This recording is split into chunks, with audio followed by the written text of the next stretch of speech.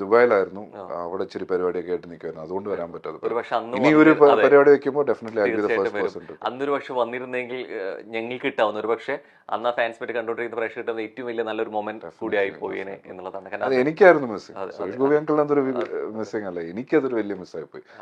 നാട്ടിലില്ലായിരുന്നു, ഇല്ലെങ്കിൽ ഞാൻ ഉറപ്പായിട്ടും വന്നേനെ. ഈ പലപ്പോഴും രതീഷ് എന്നൊരു താരോദയത്തിന് പറയുമ്പോൾ തന്നെ ഈ വരുന്ന കൂടുതലും ഐവിശേഷി ചിത്രത്തിലൂടെയാണ് അത് ശ്രദ്ധിച്ച പടം എന്നുള്ള തുഷാരം കൂടി. ഒപ്പം തന്നെ ഈ വളർച്ചയുടെ ഒപ്പം തന്നെ എടുത്തു പറയുന്ന ഒരു കാര്യമുണ്ട്, ജയൻ എന്ന അദ്ദേഹത്തിന്റെ അസാന്നിധ്യം കൂടി കുറേയേറെ സാധ്യതകൾ വന്നു എന്നുള്ളത്. ഇത്തരത്തില് ആ സമയത്ത് ഒരു ചർച്ചകൾ അല്ലെങ്കിൽ ഈ വിശേഷങ്ങളൊക്കെ അച്ഛൻ പങ്കുവച്ചിട്ടുണ്ടോ? ഇല്ല, നമ്മൾ അതിനെ കുറിച്ച് അങ്ങനെ പറഞ്ഞ പോലെ നേരത്തെ വി വർ വെരി യങ്. അപ്പൊ നമുക്കിടയിൽ സിനിമയെ കുറിച്ചുള്ള ഒരു ഡിസ്കഷൻ ഒന്നും ഇല്ലായിരുന്നു. നമുക്ക് അച്ഛൻ വന്നു കഴിഞ്ഞാൽ കറങ്ങ, ഹോളിഡേ എവിടെയെങ്കിലും പോവുക, അങ്ങനത്തെ പരിപാടികൾ ഭയങ്കര ജോളി ആയിട്ട്. വളരെ ലേറ്റ് ആയിട്ടാണ് നമ്മൾ അറിയുന്നത് അച്ഛന്റെ ഒരു how big an actor he's in Malayalam industry എന്നുള്ളത്. നമ്മൾ അറിയുമ്പോഴത്തേക്ക് വൈകിപ്പോയി ഡെഫിനറ്റ്ലി. തിരിച്ചറിഞ്ഞത് വളരെ ലേറ്റ് ആയിട്ടാണ്. അപ്പൊ ഞാൻ പറയാറുണ്ട്, ഞാൻ അച്ഛന്റെ പടം കമ്മീഷണർ കണ്ടിട്ടാണ് ഞാൻ ആക്ടിങ്ങിലോട്ട് ഐ മീൻ വില്ലൺ ആവണം എന്നുള്ള ഒരു ഇത് വരുന്നത്. ലൈക്ക് നന്നായി, ബിക്കോസ് ഹീറോ പടങ്ങളൊക്കെ കണ്ടിരുന്നെങ്കിൽ ചിലപ്പോൾ ഞാൻ ആക്ടിങ്ങിന് വരത്തില്ലായിരുന്നു. പെർഫോം അത്രയും വലിയൊരു പെർഫോമൻസ് ഒക്കെ ചെയ്തു ഒരു ചിരി തൂക്കി പറയുന്ന ഡയലോഗിലാണെങ്കിലും ഭാവങ്ങളിലാണെങ്കിലും നോട്ട് വെരി ഭയങ്കര ലൗഡ് ആക്ടർ അല്ല, ചിരിയും കണ്ണുകളിൽ കൂടി എക്സ്പ്രസ് ചെയ്യുന്നത്. ആസ് എൻ ആക്ടർ ഏറ്റവും ഡിഫിക്കൽട്ട് ആയിട്ടുള്ള സാധനം കണ്ണുകളിൽ കൂടി എക്സ്പ്രസ് ചെയ്യുന്നത്. മലയാളത്തില് ഒരു ചിരിയിലൂടെ ഒരു വില്ലനിസം കാണിക്കാൻ കുറേയേറെ ഭയപ്പെടുത്താൻ കുറേ ഒന്നും അല്ലെ വലിയ രീതിയിൽ കാറ്റുകൂട്ടിൽ നടത്തേണ്ട എന്നുള്ളത് തെളിയിച്ച വ്യക്തിയാണ്.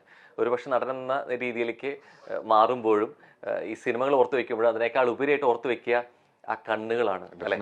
ആ കണ്ണുകളും ആ കണ്ണുകളിലെ മിന്നി മായുന്ന ഭാവങ്ങളും എന്നുള്ളത് എടുത്തു പറയാതിരിക്കാൻ പറ്റില്ല എന്നാണ്. എത്ര തന്നെ സിനിമകളും ഈ മലയാളികൾ എപ്പോഴും രതീഷ് എന്ന വലിയ നടനെ ഓർത്തു വെക്കുന്നതിൽ പ്രധാന ക്യാരക്ടർ വരെ മോഹൻ തോമസ് ആയിരിക്കും.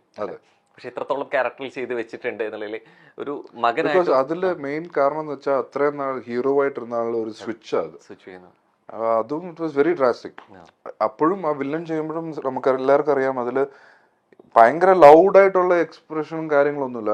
ഡയലോഗ്സ് കൂടുതലും മോഡുലേഷനിലാണ് ചെയ്യുന്നത്. അപ്പോൾ അത് ഭയങ്കരമായിട്ട് ആൾക്കാർ ഉൾക്കൊള്ളും അത്.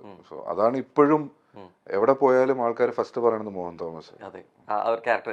പക്ഷെ എന്റെ ചോദ്യം അതായിരുന്നു, ഈ ക്യാരക്ടർ പറയുമ്പോഴും ഒരു മകൻ നിലയിലും അല്ലെങ്കിൽ ഒരു നടൻ എന്നുള്ള രീതിയിൽ കുറേയേറെ ഒബ്സർവ് ചെയ്തിട്ടുണ്ട് അച്ഛനെ. അത്തരത്തിൽ ഏത് വേഷ ഏറ്റവും കൂടുതൽ ഓർത്തു വെക്കുന്നത്? ഞാൻ ശരിക്കും കമ്മീഷണറാണ് എന്റെ ഫസ്റ്റ് ഫേവറേറ്റ്.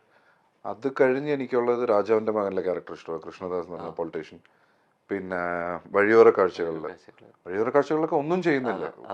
കാശ്മീർ, തുഷാരം, കുറെ പടങ്ങളുണ്ട്. പക്ഷെ എന്റെ ഫേവറേറ്റ് ഈ 3 പടങ്ങളാണ് എനിക്ക് ഭയങ്കരമായിട്ട് ഇംപ്രസ് ചെയ്തിട്ടുള്ളത്. As an actor, as A dad, അച്ഛൻ എന്നതിനെക്കാട്ടിലും ആസ് എൻ ആക്ടർ എന്നുള്ള ഒരു ഇതിൽ നമുക്ക് ഇങ്ങനെയൊക്കെ പെർഫോം ചെയ്യാൻ പറ്റും, നമ്മൾ ഇതുപോലെയൊക്കെ ചെയ്യണം എന്നുള്ളത് തോന്നിയിട്ടുള്ളത് ഈ 3 ക്യാരക്ടേഴ്സിലാണ്. ബിക്കോസ് ഞാൻ ഈ കുറെ പടങ്ങൾ കാണാനിരിക്കുന്നേ ഉള്ളൂ.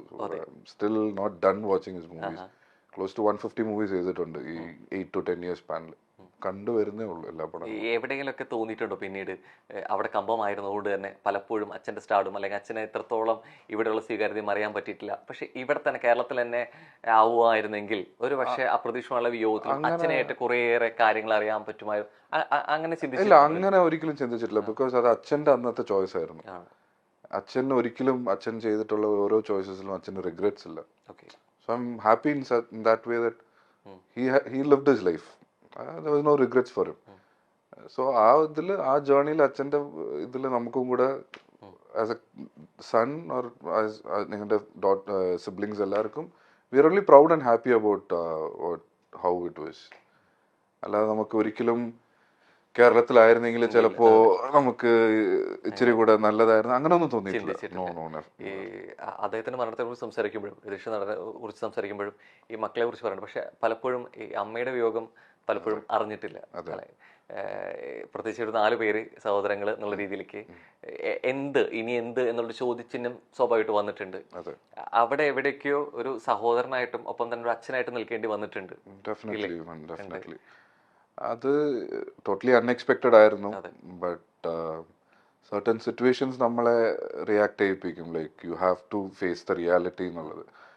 ആൻഡ് എൻ്റെ ഏറ്റവും വലിയ സ്ട്രെങ്ത് എന്ന് പറയുന്നത് ഞങ്ങൾ സിബ്ലിങ്സ് തന്നെയാണ്, എൻ്റെ സിബ്ലിങ്സ് തന്നെയാണ്. എന്നെ ഒരാളായിട്ട് എനിക്ക് ആ റെസ്പോൺസിബിലിറ്റി എടുക്കേണ്ടി വന്നില്ല. ഞങ്ങൾ 4 പേരും ഒരുമിച്ച് ഭയങ്കര അണ്ടർസ്റ്റാൻഡിങ്. ശരിക്കും താഴെയാണ് അല്ലെങ്കിൽ എൽഡർ ആയിട്ട് ഒരാൾ ചെയ്യട്ടെ എന്നൊന്നും വിചാരിച്ചു അത് വന്നിട്ടില്ല. അതാണ് ഞാൻ പറയുന്നത്. സോ ആ ഞങ്ങൾ തമ്മിലുള്ള ബോണ്ടിങ് ആണ് ഞങ്ങൾ 4 പേരുടെ സ്ട്രെങ്ത്. പിന്നെ നേരത്തെ പറഞ്ഞ പോലെ ഞങ്ങളെ ഗൈഡ് ചെയ്യാൻ സുരേഷ് ഗോപി അങ്കിളും സുരേഷ് കുമാർ അങ്കിളും ഉണ്ടായിരുന്നു ആ സിറ്റുവേഷനിൽ. അവരുടെ അന്നത്തെ ഹെൽപ്പും കാര്യങ്ങളും യു ക്യാൻ നെവർ എക്സ്പ്ലെയിൻ, വേർഡ്സിൽ പറഞ്ഞ് ലിമിറ്റ് ചെയ്യാൻ പറ്റില്ല. അത് ഇപ്പോഴും കണ്ടിന്യൂ ആവുന്നുണ്ട്.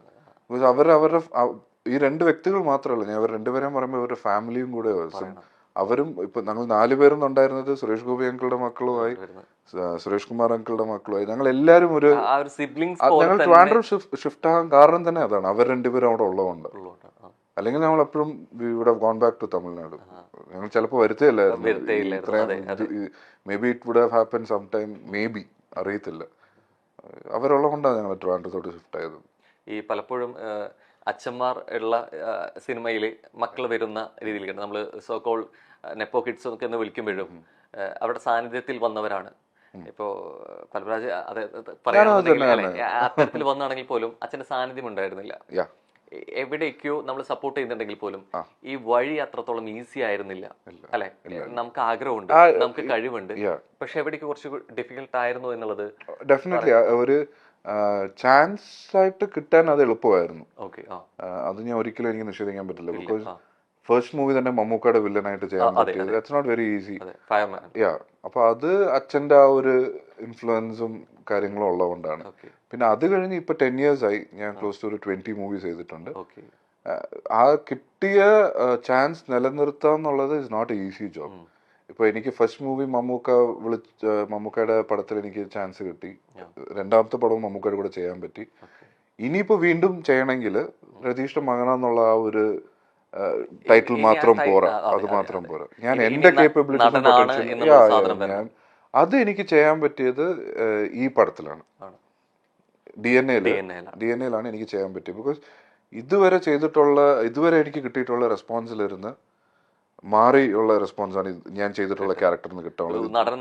ഏറ്റവും കൂടുതൽ സംതൃപ്തി നൽകിയത് DNA ഡെഫിനറ്റ്ലി, നോ ഡൗട്ട്. അതിന്റെ ഫുൾ ക്രെഡിറ്റ് എനിക്ക് തരേണ്ടത് സുരേഷ് ബാബു സാറിന് തന്നെയാണ്. ബിക്കോസ് ആ പടം ചെയ്തപ്പോൾ ഇത് ത്രൂ ഔട്ട് ഉള്ള ഒരു ക്യാരക്ടർ ഞാൻ ഇതുവരെ ചെയ്തിട്ടില്ല. ഇങ്ങനെ ഒരു ലെങ്തി ക്യാരക്ടർ ഞാൻ ചെയ്തിട്ടില്ല, first time I am doing.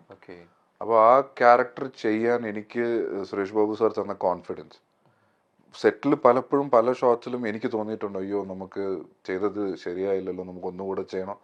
അപ്പോൾ സുരേഷ് ബാബു സാർ പറഞ്ഞു ഇല്ലല്ലോ അത് ശരിയാ, ഒരിക്കലും പ്രഷർ എടുത്തില്ല. ചില ഷോട്ട്സ് എങ്ങാനും ശരിയായില്ലെങ്കിൽ പുള്ളി മാക്സിമം പറഞ്ഞാൽ പറയും പപ്പ ഒന്നുകൂടെ ഒന്ന് ചെയ്യാം, നമുക്ക് ശ്രദ്ധിച്ച് ചെയ്യണം, അത്രേ ഉള്ളൂ. അത് പിന്നെ തിയേറ്ററിൽ വരുമ്പോൾ എനിക്ക് നല്ല ടെൻഷൻ ഉണ്ടായിരുന്നു ഇത് എന്താവും. ബിക്കോസ് ഫസ്റ്റ് ടൈമാണ് ഞാൻ ത്രൂ ഔട്ട് ചെയ്യുന്നത്. ആ തിയേറ്ററിൽ നിന്ന് നല്ല റെസ്പോൺസാണ് കിട്ടുന്നത്. എനിക്ക് സസ്പെൻസ് ആയതുകൊണ്ട് എനിക്ക് പലതും പറയാൻ പറ്റില്ല, ക്രൈം ത്രില്ലർ ആയതുകൊണ്ട്. But very happy with the response. മുമ്പ് ദുൽഖർ പറഞ്ഞൊരു കാര്യമുണ്ട്, എനിക്ക് കുറെ നല്ലത് പറയിപ്പിക്കാൻ തന്നെ അപ്പുറത്തേക്ക് വാപ്പ ചെയ്ത് വെച്ച കാര്യങ്ങൾക്ക് ദോഷം പറയിപ്പിക്കാതിരിക്കണം എന്നുള്ളതുണ്ട്. ഇത് എവിടേക്ക് ഒരു പ്രഷറാണ്, അല്ലെ? കാരണം ഇത്രയും വേഷങ്ങൾ ചെയ്ത് വെച്ചൊരു നടൻ ഈ രൂപം കൊണ്ട് കൂടി വരുമ്പോ എവിടേക്കും ഒരു കമ്പാരിസൺ പ്രഷർ ഭാഗത്തുണ്ടാവും, അല്ലെ? അച്ഛൻ ചെയ്തു വെച്ച് ഇങ്ങനെയാണ്, ഇനി വരാൻ പോകുന്ന ഇത്തരത്തിലായിരിക്കും എന്നുള്ളത്, അല്ലെ? ഇത് ശരിക്കും നൽകുന്നത് ഒരു പ്രഷറാണോ അതോ അതിനേക്കാളേറെ സന്തോഷം? എന്താ കൂടുതൽ? സന്തോഷമാണ്, പക്ഷെ അതേപോലെ പ്രഷറുമാണ്. എന്താ പറയാ, ലൈക്ക് അച്ഛനെ പോലെ ആണെന്ന് പറയുമ്പോൾ നമുക്ക് സന്തോഷമുണ്ട്. അത് പറയുമ്പോൾ തന്നെ അടുത്തത് അവര് പറയണ്ട, നമ്മൾ തന്നെ അത് ഓവർ തിങ്ക് ചെയ്ത് നമ്മൾ തന്നെ തിങ്ക് ചെയ്ത് പ്രഷർ ആവും. Definitely will have to deliver. അവർ അച്ഛനെ പോലെയാന്ന് പറയുമ്പോൾ അവർ നമ്മുടെ അടുത്ത് നിന്ന് എക്സ്പെക്ട് ചെയ്യുന്നതും അച്ഛൻ്റെ ഒരു ലെവൽ ഓഫ് പെർഫോമൻസസും കാര്യങ്ങളൊക്കെയാണ്. പക്ഷേ I try not to imitate. അച്ഛൻ്റെ സ്റ്റൈൽ ചെയ്യാൻ പറ്റത്തില്ല. അങ്ങനെ ചെയ്തു കഴിഞ്ഞാൽ ഇനിയും കൂടുതൽ എക്സ്പെക്ടേഷൻ വരും. സോ എൻ്റെതായിട്ടുള്ള ഒരു സ്റ്റൈലിൽ പുള്ളി ചെയ്തു വെച്ചിരിക്കുന്ന പോലത്തെ ക്യാരക്ടേഴ്സ് ചെയ്യണമെന്നുള്ളൊരു ആഗ്രഹമേ ഉള്ളൂ.